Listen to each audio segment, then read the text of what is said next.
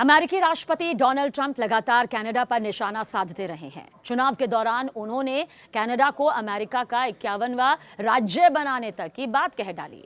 देखिए, राष्ट्रपति बनने के बाद कनाडा पर टैरिफ लगाया, वहीं भारत पर भी उन्होंने टैरिफ का डबल अटैक किया।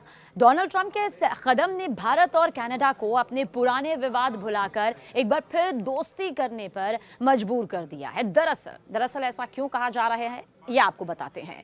प्रधानमंत्री नरेंद्र मोदी और कनाडा के प्रधानमंत्री मार्क कार्नी की जून में मुलाकात हुई थी और इस मीटिंग के बाद दोनों देशों के रिश्ते फिर से पटरी पर लौटते हुए दिखाई भी दे रहे हैं। देखिए, अब संकेत है कि कनाडा की विदेश मंत्री अनीता आनंद अपने अगले महीने भारत यात्रा पर आ सकती है। दरअसल अनीता आनंद वही हैं जिन्होंने भगवत गीता पर हाथ रखकर शपथ ली थी।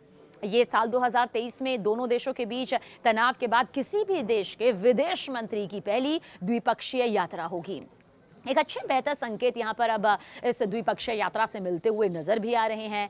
देखिए, दोनों देशों के जो ताल्लुकात हैं, संबंध है, उस वक्त बिगड़े थे जब कनाडा के तत्कालीन प्रधानमंत्री जस्टिन ट्रूडो ने खालिस्तानी आतंकी हरदीप सिंह निज्जर की कनाडा में हुई हत्या के लिए भारत सरकार पर आरोप लगाया था, जो कि पूरी तरह से बेबुनियाद रहा।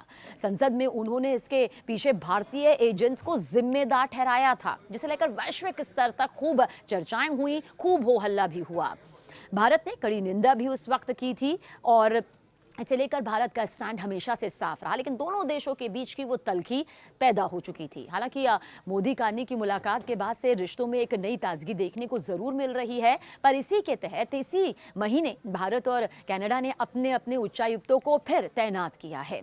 और वहीं कुछ दिन पहले सितंबर में ही कनाडा की राष्ट्रीय सुरक्षा एवं खुफिया सलाहकार नाथाली ने और साथ ही उप विदेश मंत्री डेविड मॉरिसन भारत दौरे पर भी आए।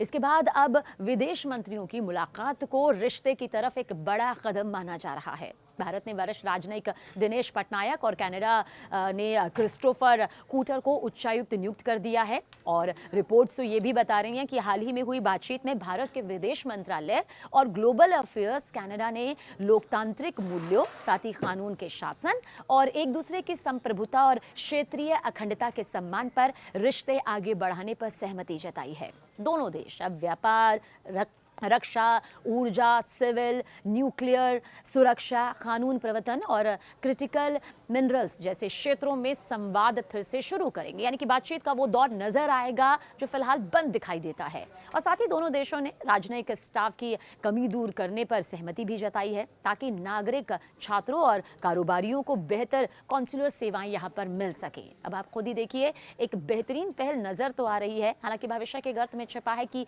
क्या कुछ अब संकेत मिलते हैं जब ये द्विपक्षीय तस्वीर वार्ता को लेकर, कुछ समझौतों को लेकर यहाँ पर नजर आएगी। लेकिन भारत और कनाडा के रिश्तों में जो खटास हमें उस दौर में देखने को मिली थी, उसकी भरपाई करने में माना जा रहा है कि ये एक बड़ा कदम, एक बड़ी तस्वीर निकलकर सामने आ सकती है।